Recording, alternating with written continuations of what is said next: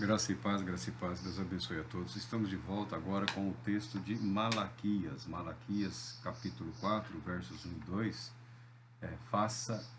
Um dia de cura para os justos. Faça o que é certo, é Tessalonicenses. Um dia de cura, um dia de cura. Um dia de cura para os justos. Vamos ler o texto primeiro, para sabermos que dia é esse.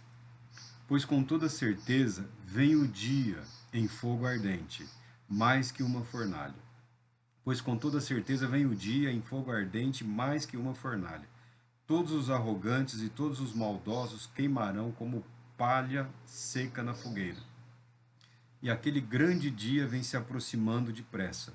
Não sobrará raiz nem ramo algum, assevera o Senhor dos Exércitos. Todavia, para vós outros, todos quantos amam reverentemente o meu nome, nascerá o sol da justiça, trazendo cura em suas asas.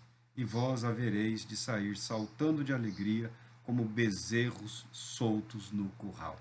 Graças a Deus pela sua palavra. Malaquias é provavelmente um dos profetas, ou o profeta mais mal compreendido. Via de regra, o texto de Malaquias ele é utilizado nos limites aí do capítulo 3, com o viés de arrecadação, né? Arrecadação.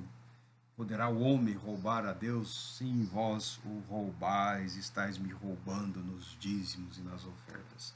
E os espertalhões usam o texto de Malaquias para inculcar um sentimento de culpa, né? Um sentimento de culpa na mente do fiel, na mente do religioso, com o objetivo de aumentar a arrecadação, chegando a ponto de praticamente impor um imposto eclesiástico, por assim dizer.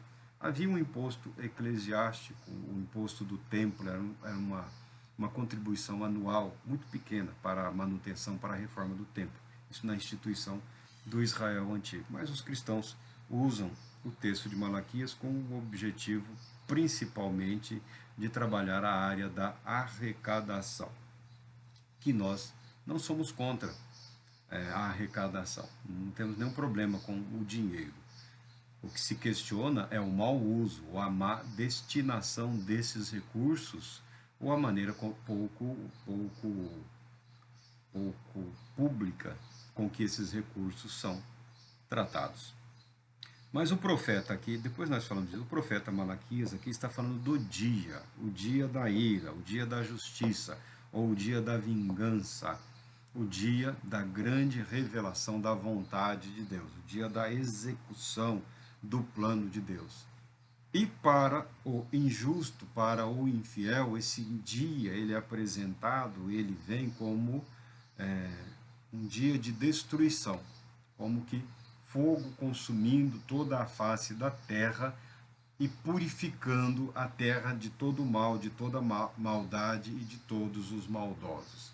Você pode enxergar aí, eu não vejo nenhum mal que você enxergue, quando você lê o livro de Apocalipse, no fim do milênio, quando o Senhor Deus libertará Satanás e ele, com o seu costumeiro ódio, arrogância e mentira, atacará a humanidade e promoverá um último levante, o levante dos ingratos, daqueles que viveram, daqueles que experimentaram a graça, a bondade, a misericórdia de Deus, mas que preferirão o mentiroso, que preferirão o falso, que preferirão o enganador e marcharão contra o Cristo de Deus e serão consumidos pelo fogo. Então virão de forma permanente a nova terra, junto com os novos céus, que serão plenamente revelados quando o Senhor Deus destruir Satanás e, em seguida, também a morte, a própria morte. Tempos de ira, tempos de manifestação da justiça, não precisam aguardar o fim. Eles ocorrem invariavelmente, porque todos os atos têm lá suas consequências. Isso em relação às pessoas, aos grupos sociais e também em relação às nações. Nós vemos isso quando estudamos a história. A maldade, a malignidade, a injustiça, a arrogância, via de regra, acabam promovendo ou produzindo a ruína e a destruição, não só de indivíduos, mas também de nações inteiras, né? De um modo de pensar, de um modo de agir, de um modo de governar. Foi assim com os babilônicos, foi assim com os persas, foi assim com os romanos e com inúmeros outros reinos e civilizações sobre a face dessa terra. Ruína e destruição. Ruína, destruição não são incomuns para nós. É claro que nós não desejamos isso. É claro que nós não tentamos impor isso a quem quer que seja. O espírito cristão deve procurar ser sempre conciliador, né? Buscar a conciliação, a reconciliação, a pacificação. Mas isso não significa necessariamente que sejamos covardes. O cristão ele não é covarde, tá? Ele é pela paz. Agora, se ninguém quer a paz, nós também não vamos simplesmente colocar o nosso pescoço ali na guilhotina e falar, posso soltar a lâmina. Não é assim que se vive. Não é assim que se vive, tá? Todos têm lá os seus limites, as suas limitações. Nós devemos lutar pelo que Deus nos deu. Nós devemos nos empenhar pela preservação daquilo que é manifestação da graça de Deus nas nossas vidas e nas nossas famílias, tá?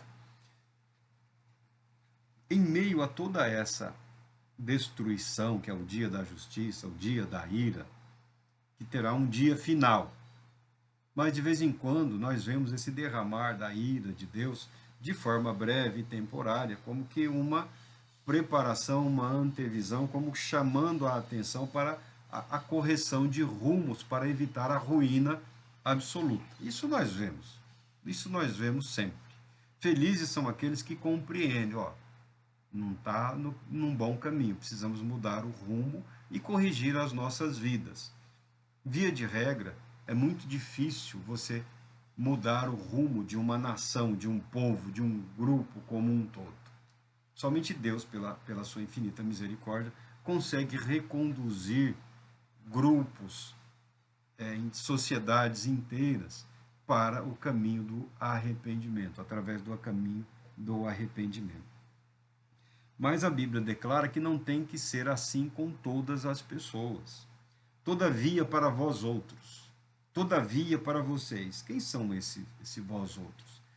Aqueles que dão ouvidos à palavra de Deus, aqueles que querem viver em obediência a Deus, aqueles que querem que as suas vidas sejam verdadeiros instrumentos de adoração a Deus.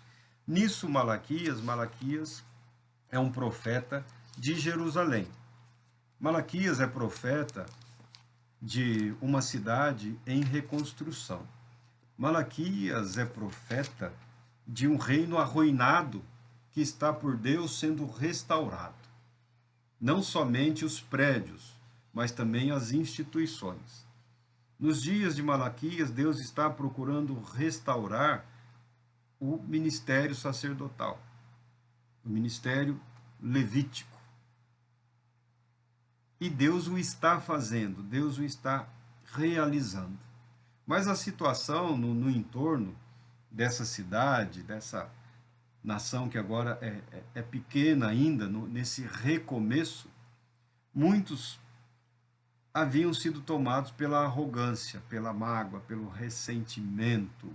E as oportunidades que surgiam eram aproveitadas não para expressar a misericórdia, a graça de Deus, o amor de Deus. Havia aqueles que aproveitavam cada oportunidade de sofrimento, de dor e ruína para enriquecerem à custa dos demais. E isso é condenado por Deus. E isso é condenado publicamente por Malaquias. A Bíblia em nenhum momento, em nenhum lugar, pretendeu que pobre fosse dizimista. Tá bom? Ah, mas tem que dar o dízimo de tudo. Não, isso não está escrito na Bíblia.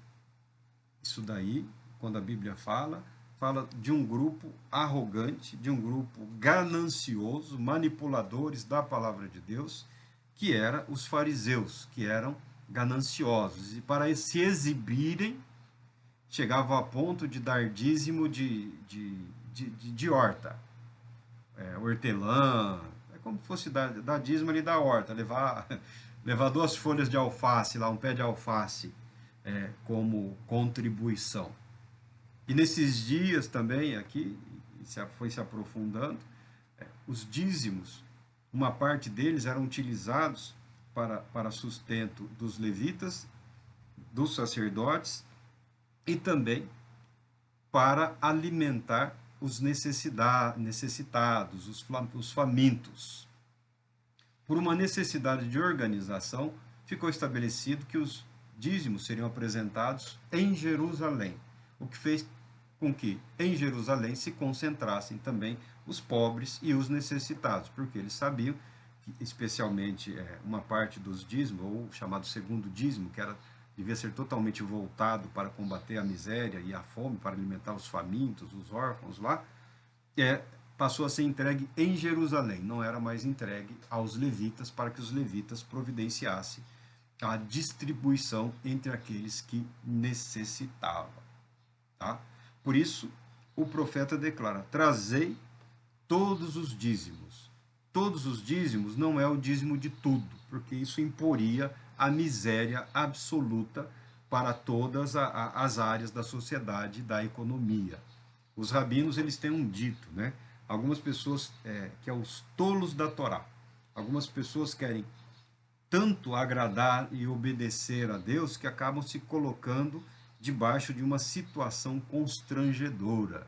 O dízimo aqui, como as pessoas o conhecem, uma 10ª parte, ele estava voltado para, são chamados dízimos agrícolas, para a produção agrícola, tá bom? A produção agrícola destinava uma 10ª parte para distribuição entre os levitas, porque os levitas não tinham terras para produzirem. Até o período aqui que eles retornam da Babilônia, Israel era basicamente uma nação agrícola. Viviam da agricultura, tá? Predominantemente agrícola. Sem terras, eles não tinham como produzir, obviamente. Os sacerdotes, os levitas, deviam ser sustentados pelos seus irmãos, que haviam, na distribuição feita por Josué, conquistado vastas terras que podiam dedicar à agricultura, à pecuária extensiva, né, gados bovino e também dos animais ali, os caprinos, os ovinos, toda a cultura pecuária daquela época, daquele período. Os levitas não tinham condições de trabalhar com a pecuária ou com a agricultura, porque eles não tinham terras, não tinham espaços. Com o passar dos anos, com o desenvolvimento da sociedade, que passou a ser uma sociedade voltada mais para o comércio, eles aprenderam a importância do comércio, importação, exportação, comprar aqui, levar para o outro lado.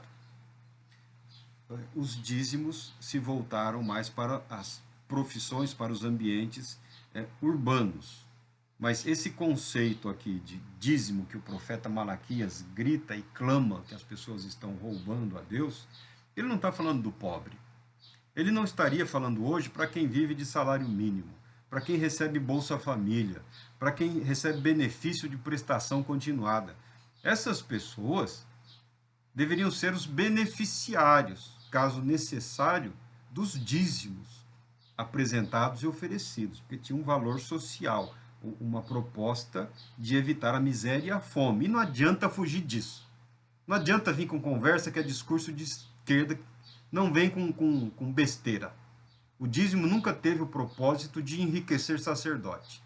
O dízimo nunca teve o propósito de enriquecer família de pastor, família de sacerdote, de padre, de rabino, seja lá o que for. Você quer encontrar a prosperidade? Trabalhe. Faça além do que o seu ofício requer. Tem um emprego, uma profissão que nunca foi proibido por Deus. Aliás, o caminho para a prosperidade que a Bíblia fala aqui está no trabalho. E nisso o trabalho do rabino é válido, o trabalho do padre é válido, o trabalho do pastor é válido, o trabalho de todos é válido. Agora, para enriquecer às custas dos outros, não. Nunca o foi. Nunca o foi. Tá bom? O desvirtuamento, retirar do pobre, retirar do necessitado, retirar do aflito. A pessoa que recebe um auxílio para cuidar do filho doente, vai lá o sujeito, diz que em nome de Deus a pessoa tem que dar o dízimo do doente, do aflito. Esse é o fariseu hipócrita que foi condenado por Cristo Jesus. Os necessitados devem ser auxiliados. Ah, mas a igreja não pode se tornar numa obra meramente social. Bom, meu irmão, o próprio Tiago, irmão do Senhor, um dos líderes da igreja em Jerusalém, quando iam com essas conversinhas para ele falava que a religião verdadeira, a religião pura, sem pecado, é cuidar dos necessitados. E o símbolo do necessitado era a viúva, não tinha pensão do governo, não tinha INSS, tá bom? E os órfãos? E os órfãos, aqueles que perderam o pai e a mãe, estavam abandonados à própria sorte, sem famílias que tivessem condições de acolhê-los. Era esses que deviam ser cuidados pela igreja. Simboliza todos aqueles que necessitam. Ah, mas nós não temos condições de cuidar de todos. Então cuide dos seus. Cuide dos seus. Cuide daqueles entre os seus que estão necessitados. Ah, mas aí vai abrir a porta. Bom, se você não quer viver a verdade, então feche as portas. Ah, eu quero o sol de justiça, eu amo reverentemente o nome do Senhor, eu quero essa cura, esse poder, né? Todo mundo quer poder, não é? Não é verdade? Fala, sejamos francos, sejamos sinceros, todo mundo quer. Não tem um religioso que nunca fala, ah, não, nunca liguei para isso, meu negócio aqui é só um livrinho, um texto, milagre, poder de Deus, essas coisas nunca me interessou. Talvez quando criança tenha pensado, não, todos querem, tanto que há uma fuga desesperada por poder, que hoje se revela pela ambição arrogante da incorporação do poder político à autoridade eclesiástica. Então querem exibir um poder que não tem, um poder que não acessaram, recorrendo a uma forma de poder político para suprir o vazio espiritual. Para suprir o vazio espiritual, correndo o risco de nos colocarmos do lado condenatório da profecia, porque o injusto e infiel, o dia do Senhor será dia de destruição, será dia de completa e absoluta ruína, será dia de desprezo da parte de Deus. Deus que é tolerante, Deus que é magnânimo, Deus que, olha, tem uma paciência, uma misericórdia atuante, uma misericórdia que se manifesta dia após dia. Num momento, ele fará justiça, porque Deus não é bobo. Deus não pode, não é e nunca será manipulado por meias verdades. Não basta por uma fantasia de religioso. Não basta adotar cores, rituais, cerimônias, estamos aqui em nome de Deus. Não, você está no seu nome. Você está na sua fé, você está nas suas ambições, você está pelos seus próprios interesses. Marco, mas nós seres humanos somos assim. Eu sei que nós somos assim. A tendência humana é a arrogância, a tendência humana é a vaidade, a tendência do ser humano é o egoísmo. A tendência do ser humano, devido ao pecado, é o afastamento de Deus. Interessante que as pessoas nem se afastam da religião, porque a religião eles toleram. Porque o rito, a cerimônia, dura 1 hora, 1h30, 2 horas. Dá para aguentar aquela chatice, aquela enrolação. Aquela conversa que não leva a lugar nenhum. Não é difícil suportar a hipocrisia religiosa. O que a pessoa não consegue suportar é a face do Todo-Poderoso Deus, que diante do pecado humano se revela em ira. como fogo consumidor. E dessa ira não dá para fugir.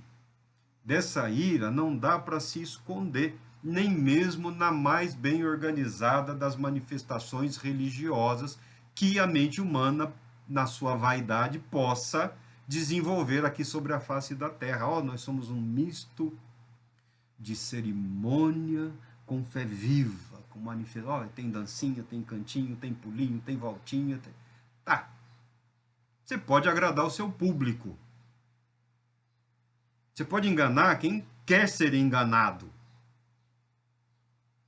Mas para quem quer viver essa verdade, nós devemos nos debruçar na palavra de Deus e entendermos que não há privilégio para grupos ou indivíduos, porque a palavra de condenação aqui está sendo lançada sobre o chamado povo eleito, povo de Deus, o remanescente.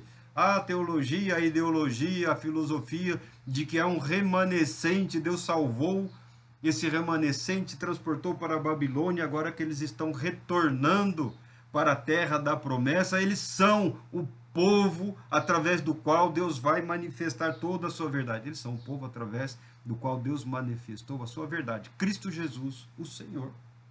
Deus cumpriu a sua promessa, Deus cumpriu a sua palavra, sustentou e conduziu esse povo até a plena revelação, a manifestação da profecia, o verbo vivo, encarnado, vivendo entre eles, para a bênção de toda a humanidade. E boa parte não foi capaz de enxergar, e se enxergou também, virou as costas e seguiu o seu próprio caminho. A igreja não está isenta de cometer o mesmo pecado. A igreja não está isenta de cair no mesmo processo vaidoso, arrogante e presunçoso. Aí, se você ler alguma coisa da história das igrejas, já caiu e faz tempo. O problema da igreja, que eu não estou preocupado com reforma, com renovação, com reavivamento de igreja, com mudar a cor, mudar rito, cerimônia, não dou, na minha idade, não é que não dou valor, é que não tem mesmo. É importante para a mente humana, para a consciência humana, para a nossa psique, o estabelecimento de regras, de ritos, de cerimônias. É importante. Nós precisamos dessas balizas, desses momentos, dessa clareza. Tá, mas no que diz respeito ao mundo vindouro com Deus, isso vai passar e desaparecerá num determinado momento. Então é temporário, não conduz para a eternidade, tal qual os dons que todo mundo, e eu não tenho nenhuma dúvida, tá? Eu sei, tá? Tem muita falsidade, tem muita mentira, claro que tem. Semearam a mentira, semearam a falsidade, semearam a hipocrisia, semearam a ganância, semearam a arrogância, vai colher o que semeou.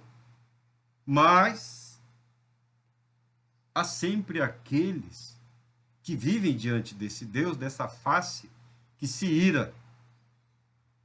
Um Deus que não tem do porquê se ocultar em relação à humanidade e que se apresenta como ele é. É um Deus amoroso. E nesse amor vem também a sua ira, a sua indignação contra o pecado, contra a injustiça, contra a mentira. Nós nem queríamos, aqui o texto não é para falar de dízimo, de contradízimo, de ofertas ou de contribuições. O texto aqui é para falar que Deus nunca ficará devendo nada a absolutamente ninguém. Se Deus tem sido fiel até mesmo com os injustos, com os iníquos, com os malignos que se fantasiam de santos e de fiéis, saiba você que a sua fidelidade será justificada diante do Todo-Poderoso Deus. Não é somente no dia vindouro que a verdade de Deus, porque você o ama de forma reverente, você se guarda, você se cuida, você toma todas as reservas e precauções, e ainda que caia, você se levanta e fala, Senhor, pequei.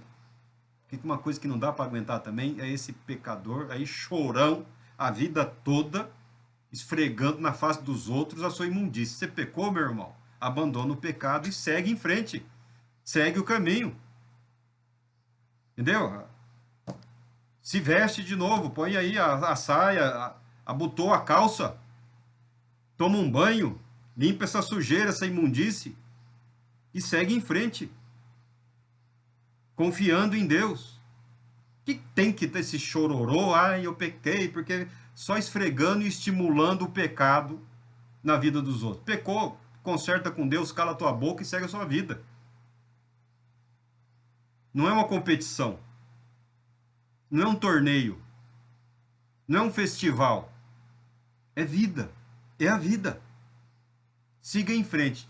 E, para mostrar a fidelidade de Deus, ele fala, ó, para vós outros, todos quantos amam reverente o meu nome, nascerá o sol da justiça, trazendo cura em suas asas. Esse é Deus. Esse é Deus. Esse é Deus. Alguém pode falar, Marco, eu quero voltar a andar, ou eu quero voltar a ouvir, ou falar, ou eu quero poder subir uma escada sem correr o risco de ter um infarto. Amém. Tudo isso está abrangido na expressão aqui de cura, tá bom? O que você quer, na verdade, chama milagre, uma operação de milagre, a manifestação do poder de Deus intervindo na criação, de modo a realizar algo que, sob todos os aspectos, é impossível, é um milagre, um milagre. Uma lesão na coluna, que hoje é uma lesão total de coluna, e a pessoa voltar a andar. Problema crônico na visão, e Deus restaurar a cura, restaurar a visão, trazer a cura. Eu não duvido disso, eu não duvido disso. E o milagre que você quer está incluído nessa cura que Malaquias fala, porque essa cura diz respeito à totalidade do ser, em especial a um aspecto muito ignorado na vida religiosa, que é o espírito. Porque nós vivemos um momento cheio de espiritualidades, não é isso? Espiritualidade que dá até raiva. É um misto de chilique, de transtorno, de obsessão, de compulsão, de paranoia, de delírio. Há um excesso de espiritualidade. Mas essa cura que Malaquias está falando diz respeito ao espírito. E o espírito humano, ele é muito negligenciado. Nós pensamos no espírito humano em termos de psique, em termos de emoções, que está ainda na superfície. Alguns vão até o ponto de tentar tratar os traumas, os conflitos, né? Mas isso não é tudo. Os traumas, os conflitos, são reflexos da vida, das ações, da experiência. Mas há fatores subjacentes que fazem com que esses traumas, essas fraturas, essas rupturas, causem como que uma aflição e uma intensa dor espiritual e uma confusão mental, às vezes, na vida do indivíduo em relação a Deus, em relação à fé, em relação à igreja, em relação à vida, em relação ao próximo, em relação ao casamento, em relação ao cônjuge, em relação ao trabalho, em relação a si mesmo. Meu Deus, quem eu sou o que não sou o que deveria ser. A cura proposta não se limita às consequências físicas, emocionais ou mentais. A cura proposta está no espírito, na essência do indivíduo. Isso raramente é tratado. Isso raramente é tratado. Nós, principalmente dessa cultura ocidentalizada, que é superficial, sim, é rasteira, é mundana. O cristianismo ocidental, ele é rasteiro, ele é mundano. Não adianta você ficar indignado, revoltado ou ameaçado de ter um desmaio. Ele o é. Ele acompanha a marcha civilizatória pelo ouro, pelo poder, pela glória mundana, pela glória terrena. Até muitos santos, isso e aquilo. Você vê a vida do caboclo, o cara era um demônio. Era um psicopata, um assassino. Prestou bons serviços para alguém e recebeu um título. Ah, esse é santo. Esse é um beato, esse é isso, esse é aquilo. Mas não foi tudo assim, graças a Deus. Não, não foi tudo assim, graças a Deus. Mas ele tem consigo essa coisa mundana, da qual nós não temos como nos desvencilhar, tá bom? Não pensa que você vai entrar em transe e viver numa realidade paralela. Não. É esse mundão aqui mesmo. É essa realidade. E é contra essa força, contra esse poder que se chama mundo, essa influência, que nós nos colocamos diante de Deus para não sermos arrastados. Ah, é assim porque tinha que ser. É assim porque tinha que ser. Mas isso não significa que nós não tenhamos o dever de resistir a essa correnteza de ódio, de ganância, de soberba e nos preservarmos para Deus. E é nessa luta, nessa reação ao que é comum, como havia se tornado comum aqui nos dias de Malaquias. Ó, teve uma seca, o sujeito ele não vai ajudar. Ele prestava com juros altos para depois tomar as terras. Ó, eu perdi tudo. Quer ser meu escravo? Escravo pode. Ah, depois de passavam 7 anos que devia libertar lá o escravo, que trabalhou, produziu tal. Não, não, não. Não liberta, não. É esse contexto aqui que o profeta está falando. E fora a arrogância, vaidade, dinheiro, ganância. E Malaquias se impõe contra tudo isso. Falou, não, a prioridade é Deus. A prioridade é Deus. Ele está falando mais contra os ricos, os poderosos, os nobres, do que contra os pobres. Mesmo assim, a todos impondo a responsabilidade de viver diante desse Deus.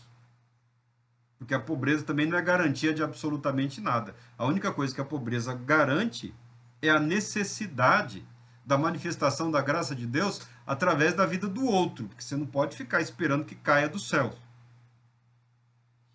Deus, na sua infinita bondade, envia a sua prosperidade, as suas bênçãos através dos meios comuns e rotineiros de produção. Não que ele não possa fazer o impossível. O impossível ele faz, ele continuará realizando. Basta você distinguir o tratar de Deus com os povos, com as nações, com os grupos e com os indivíduos. Como um indivíduo, você pode experimentar, sim, uma graça única. Vamos falar assim, um ato exclusivo e soberano do Todo-Poderoso Deus na sua vida, curando você onde você precisa ser curado. Precisa. No espírito. Isso é algo que não há método. Não tem método. Eu gosto muito do Manning. Manning é o nome artístico dele. Ele era um padre que enveredou por esse caminho da espiritualidade aí e passou por frustrações, né? Quis trilhar o caminho aí dos mestres espirituais, ele tentou de todos os meios. Ele se frustrou abundantemente. E, em dado momento, ele, não tendo outras opções, ele passou a falar dessas frustrações e da sua revisão ou recompreensão do Evangelho de Cristo Jesus, que ele chama de Evangelho maltrapilho, e nas suas investigações, orações, meditações, ele descobriu que nele, não é só nele, em nós, habita um ente lá que ele chama de impostor. O impostor, quando eu pensei que estava bem, quando eu pensei que tinha alcançado, o Paulo diz, eu não alcancei, não que eu tenha alcançado, mas em alguns momentos tem gente que se deixa conduzir pelo impostor, pelo hipócrita, pelo mal inerente ao espírito humano, à natureza humana. É isso que precisa ser tocado pelo Espírito Santo, é isso que precisa ser atingido e trabalhado pelo Espírito Santo de Deus, que precisa ser curado, precisa ser renovado. Se você se permitir pensar a respeito, refletir ou orar, se Deus te concedeu aí uma capacitação para a oração, para a introspecção, para sondar a si mesmo, você saberá que o Manning está falando a verdade, que o Manning, no seu fracasso, ele acertou. Ele foi fundo, porque ele foi sendo quebrado, mesmo todo quebrado, ele entendeu que a fé em Deus, o cristianismo não é autoaperfeiçoamento. O cristianismo não é, aprimoramento espiritual através de exercícios ou dinâmicas, como a oração, o jejum, a meditação, a autopunição, né, o flagelo lá. Não.